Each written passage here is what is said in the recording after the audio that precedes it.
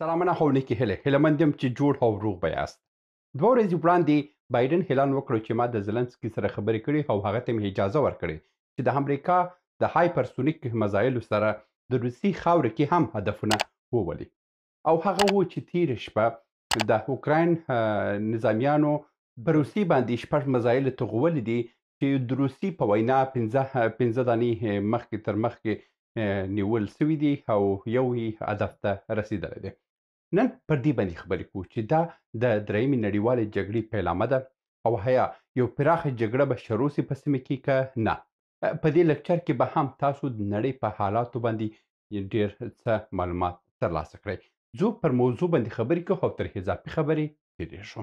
مخکې له دې چې زه پر موضوع باندې ولاړ شم، تاسو باید د ناټو په هکله باندې معلومات ترلاسه کړئ.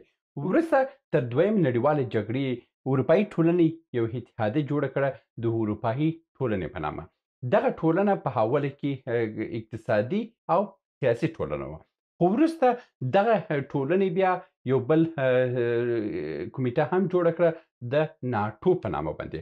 دغه کمیټه نظامي وه. د اروپا په اتحادیه کې روسي هیڅ مشکل نه درلودل. روسي ویله چې حتی زه به هم سره یو ځای شم، خو روسیې یې ونه نبله. د هغه سره د روسي ټول ګاونډ هیوادونه هم د اروپا اتحادیې غړیتوب یې ترلاسه کړو بغیر له اوکراین. اوکراین پاتې سو، نور ټول هیوادونه د اروپایي اتحادیې غړیتوب یې واخیستو. یو څه وه، یو څه نور پاته وه.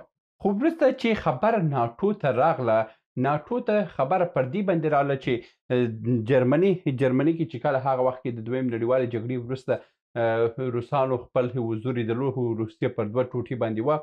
هلته امریکایانو یو پروتوکول د روسانو سره وکړلو او روسانو ته یې وویلو که تاسو اوکراین پرېږدئ، موږ دغه ناټو اتحاد چې جوړوو یې، موږ به تر دغه د جرمني په هاخوا باندې چې کوم همسایګان ستاسو دي، موږ به هاخوا ته رانسو. خو که دې خواته چې کوم هیوادونه دي، هغه به موږ خپل غړي ونیسو. پروتوکول هم په همدې باندې وسو.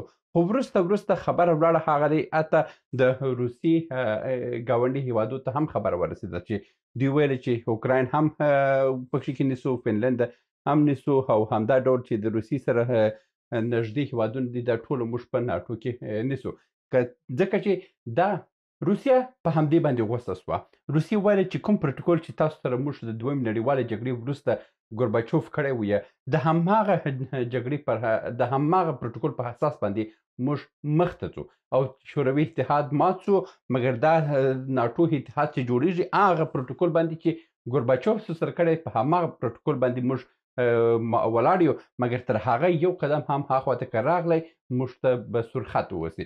دا و چې یو څه خو راغله. خو وروسته چې خبره اوکراین او بلاروس ته ورسېدله، دلته روسیه خپل اقدامات شروع کړه چې اوکراین هیڅ وخت نسي کولی چې د ناټو غړیتوب ترلاسه کړي.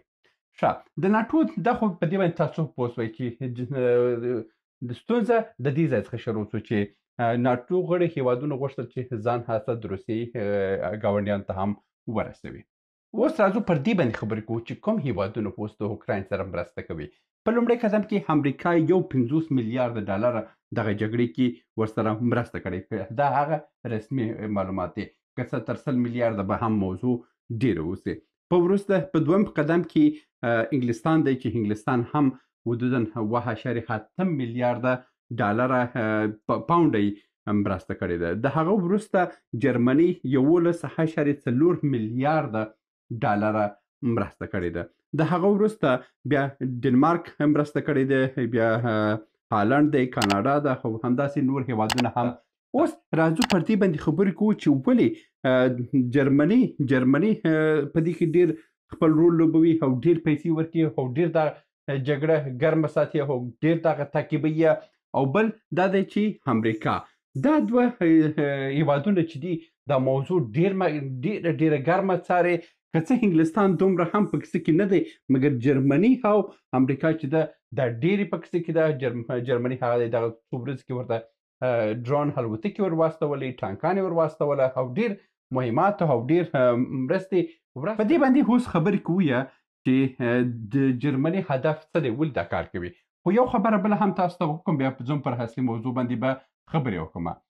دغه ورځ کې که تاسو راپورونه لیدلي اوسئ ایلان ماسک د پوتین سره دوامدار اړیکې درلودله. دا خبره یې د ګارډین ورځپاڼې همدا ډول ډېرو نورو ورځپاڼو دا خبرې نشر کړې چې حتی وال سټریټ جورنال هم دا خبرې نشر کړې وه چې پوتین د ایلان ماسک سره یې په یعنې دوامدار ډول باندې د څو میاشتو څخه دوی مستقیمه دوامداره خبرې درلودله.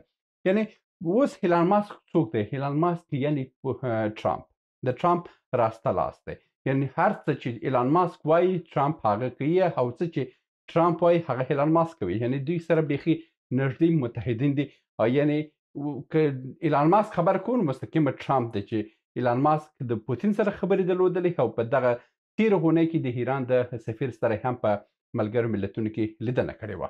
اوس راځم پر اصلي موضوع باندې خبرې کوم.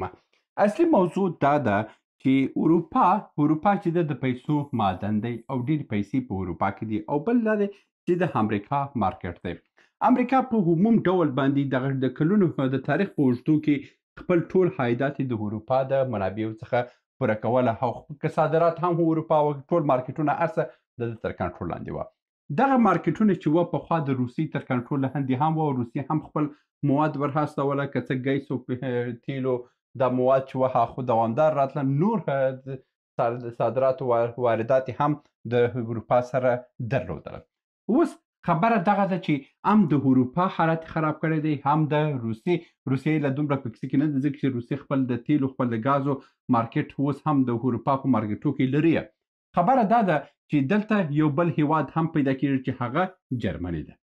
جرمني په دوه صنعتو باندې ولاړه ده.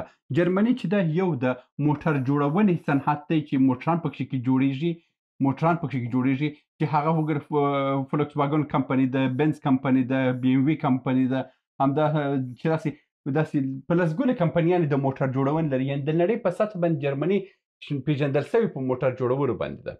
په بل صنعت چې دی جرمني چې ډېر عاید لري هغه کیمیاوي توکي دي چې کیمیاوي مواد جوړوي. هغه کیمیاوي مواد سره کوم جوړېدل؟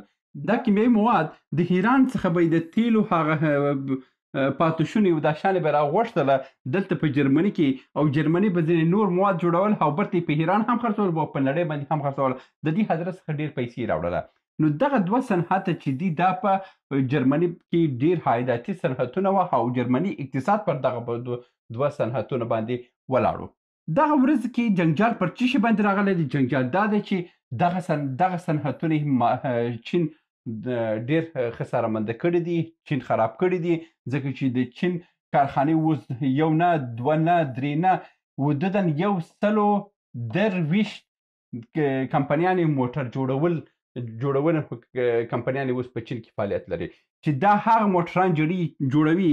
پخوا که جرمني یو بنز جوړوي په $1,00,000 باندې، اوس چینایي په هماغه کیفیت، په هماغه سټایل او په هماغه فیشن او هر څه باندې جوړوي. په څو باندې؟ په $100,000 باندې. په $100,000 باندې. یعنې بلا تفاوت دی چې 5 برابر تفاوت دی په هر قیمتونو کې. نو د همدې امله اوس د اروپا ټول هیوادونه چې دي د چین د وارداتو روږدي سوي دي. داسې نه چې ضرورت بیخي روږدي سوي دي چې بغیر له چین دوی ژوند هم نشي کولی. نو دا دی چې موټران دي، که هر څه صنعت دی، که هغه د کیمیاوي موادو صنعت دی هغه هم چین ته تللی، که هغه موټران دي هغه هم چین ته تللی، که هغه هر څه دي اوس چین ته تللی. جرمني حالت خراب دی. جرمني څه وایي؟ جرمني وایي چې زه دا جګړه دلته نهایتاً ګرم ساتم، په اوکراین کې دا جګړه ګرمه ساتم، چې د چین دغه لاره چې ده پر دې ډول باندې چین لاره لري، دا خپل ټول مواد اوس په روسیې باندې، مسکو بیا همداسې پر اوکراین او بلاروس باندې تیروله او راوړلې اروپا ته. دغه جګړه که دلته په اوکراین کې د ګرمه اوسي، او جګړه پر کوم ځای باندې ده؟ جګړه بیخي بالکل زه تاسو ته لږ هم نور هم واضح کوم، جګړه په دغه منطقو باندې ده، په دې منطقو باندې ده. ګوره دغه منطقې ټوله بلاروس هم ورسره داس کړی دی، ناامن کړی دی، په جنجال کې اچولی دی. یعنې د چین لاره چې کومه لاره ده هغه اوس پر کلي ډول باندې په دې منطقې کې بنده ده. که هغه اوس راځي هغه به په فنلنډ ځي، بیا دلته په اوبو کې راځي، یا په سویډن باندې. دلته ډېر وخت کې دلته دا منطقې چې دي یخ دي. او یو بله خبره ده چې دلته په دې سیمو کې شپږ میاشتې ورځ ده، دلته ډېرې نور ستونزې هم شته چې چین نشي کولی. د دې منطقې څخه استفاده وکړي او که چین دا استفاده نه کول سي بیا به چین مجبوره دی چې همدغه پخوانی خط راواخلي په دې ډول بندیزان اروپا ته ورسي که په دې ډول بندیزان اروپا ته ورسوي بیا د جرمني صنعت کامیابه کېږي ځکه د کښتیو مصرف او دغه ترانسپورت مصرف برته پر چین باندې دومره وړېږي چې د هغو سره برابر کړي که خپل مالیات ورباندې ډېر کړي د جرمني صنعت برته په پښو درېږي که هغه کیمیاوي مواد دی که هغه موټر جوړونې صنعت دی د بل خوا امریکا هم غواړي چې دغه لاره بنده وساتل سي دا لاره بنده وساتل سي چې دلته د اسرائیل او د فلسطین جګړه روانه ده دغه دوه لارې چې بندې سوه او دلته هم د افغانستان هم ما درته ویلي چې دا کلونه چې دا جګړه روانه ده په همدغه ده چې دې خواته دا جګړه په همدغه باندې ده چې دلته باید دا څه ونه رسېږي ګوره درې ځای هدفي جګړې روانې دي چې هغه د هدفي جګړې یو دا ده چې دغه کانال چې دی د سویس کانال په مصر کې تېرېږي دا حاصیه د اروپا سره ده اوس یو جګړه دلته ده چې دا کانال هم بند دی بل جګړه دلته ده چې دا هم د چین د لارې هم برباندې بنده کړې ده بل افغانستان بې اعتباره ملک دی چې هېڅ پکې نه په رسمیت نه پېژني همدا لاره ده چې دا لارې هم ورباندې بنده کړې ده خبره همدغه ده چې پر چین باندې چې ته اقتصادي لارې دي هغه بندې دي دا جګړه چې اوس روان ده هم په همدې ډول باندې روانه ده بایدن خپل په آخري ورځ کې امر یې ورکړو چې اوکراین دې پر روس باندې حمله وکړي د روس په دغه منطقو کې شپږ مزایل وهلې دي چې پنځه وهل سوي نه دي یو وهل سوی دی په هسې کې اوس خبره دا ده چې بایدن غواړي چې دغه منطقې کې د جګړه ګرمه وساتل سي دا د بایدن خبر نه ده دا د امریکا پټې ادارې چې د بایدن تر شا کار کوي هغه ادارې غواړي چې دا جګړه باید دلته هم ګرمه وسي او دلته هم یو ګرمه وسي په دغه ورځ کې د اوکراین د جګړې سره د خبره څو سره بیخي وسي څو ورځې بعد به دا په اتفاق ولیږي دغه د اوکراین د مزایلو خبره چې ده دغه ورځ کې یو دلته هم یو خبره جوړوي بایدن چې ځي یو جنجال دلته هم جوړوي چې ټرمپ ونسي کړی دا ستونزه هم ژر حل کړي او دا ستونزه هم ژر حل کړي که دا ستونزې ژر حل کړي دا ستونزې حل کړي جرمني هم تباه ده اروپا هم تباه ده او د امریکا اقتصاد به برته په پښو وځي ځکه امریکا ټرمپ چې دی هغه د چین سره هم خپل لاره جوړوي د روسیې سره هم خپل لاره جوړوي هغه خپل مارکیټ لري مګر اروپا مارکیټ به تباه کړي اروپا حالت به لا هم خراب کړي نو د همدې امله د جګړې چې ده په همدې خاطر وسوه چې دغه جګړه دلته ګرمه وساتل سي اوس پوښتنه دا ده چې روس اختر ورکړی وي پوتین اختر ورکړی و که امریکا خپل مزایل ته اجازه ورکړه پر روسیې باندې استعمال سي زه به مستقیم ډول باندې په امریکا باندې حتمي جګړه وکړم اوس د دې خبره شته امکان شته چې دا کار وشي که نه ځکه چې مخکې تر مخکې ما تاسو ته وویلو چې ایلان ماسک د پوتین سره د ډېر نږدې اړیکې لري دوامدار خبرې درلودل ټرمپ دوامدار خبرې درلودله نو د همدې امله دلته خو دوی ورته اجازه نه ورکړي چې دا جګړه پیل کړي بل په دویم قدم کې دا جګړه چې ده دا یوازې د روسیې جګړه نه ده دا د چین د خوا هم په غیر مستقیم ډول باندې سپورټیږي او دا مصرف ورکول کېږي د چین هم روسیې ته اجازه نه ورکوي چې اوس د حتمي وسلې استعمال کړي یا دا جګړه دې لا هم پسې لویه کړي چې هلته جګړه دوامداره سي او دا جګړه په ختم نه شي ځکه چې چین ته هم تاوان دی ما تاسو ته وویل مخکې چې هغه د اوکراین او د بیلاروس منطقه او چین په دې باندې غواړي ځان اروپا ته ورسي نو د همدې امله دا جګړه دومره دوام نه کوي دا جګړه که بیا هم یو کار وکړي هغه به روسیه به په اوکراین کې یو اتمي وسله به استعمال کړي که نه کړي دا جګړه دومره نه لویږي ځکه چې پوتین هم دې ته لیوالتیا نه لري د جنګ اوږد سي او غټ سي پوتین هم دومره توان نه لري او همدا ډول چین هم اجازه نه ورکوي که جنګ دلته دوامداره سو دلته د دوی اقتصادي حالت هم خرابېږي او د اروپا دومره د خبرو محور نه ده امریکا چین او روسیه دغه د خبرو محور دی او دوی هدري سره په دې باندې اوس اتفاق نه لري چې دا جګړه اوږده سي او دا جګړه به نړیواله سي او دا جګړه به حتمي سي او که وسي هم یوازې په روسیې په یو ځای په یو سیمه کې به یو حتمي وسلې استعمال کړي چې هغه خپل خبره به دوی عملي کړي مګر عموم کې دا به د نړیوالې جګړې ته پیلامه نه اوسي ځکه چې نړیواله جګړه که وسوه نړیوالې جګړې کې هېڅوک ګټونکی دا د نن ورځې ویډیو هیله مند یم چې په دې موضوع باندې مو هم سرخلاصي وسي تر بیا هم په الله سپارم ښه چارې سلامونه موږ ډېر موضوعات جوړ کړي دي که سیاسي موضوعات غواړئ ووینئ نو دلته کلیک کړئ او که غواړئ اقتصادي موضوعات وګورئ نو دلته کلیک کړئ او که غواړئ چې د تل لپاره راسره واوسئ نو دلته کلیک کړئ او چینل سبسکرایب کړئ. مننه.